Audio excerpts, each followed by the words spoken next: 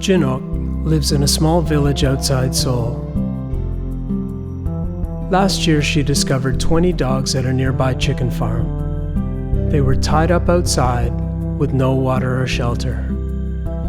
When one of the chickens died of disease, the farmer would throw it to the dogs. Otherwise, they were left to starve. Jinoak found out that the dogs were about to be sold for meat, so she needed to act fast. With help from the community, she raised enough money to buy the dogs. Other volunteers quickly stepped up with food, medicine, and transport.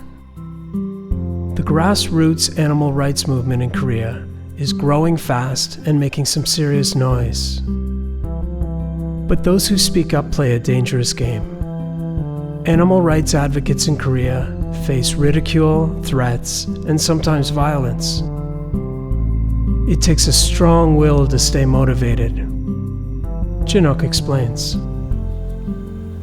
제가 이렇게 불쌍한 동물들을 돌아보면서 많은 상처들을 받고 또 이렇게 어려운 일들도 많이 겪고 경제적으로도 굉장히 많은 이런 힘든 일들을 많이 겪습니다. 그렇지만 저는 단 한 번도 이 일을 포기해야 되겠다 또는 이 일을 이제 더 이상 그만둬야 되겠다라는 생각을 할 수가 없었어요. 왜냐하면 그 동물들의 그 불쌍한 동물들을 저의 고통은 잠시이지만은 그 아이들은 내가 조금만 도와주면 그 아이들의 삶이 바뀌어지는 것을 내가 볼 수 있는데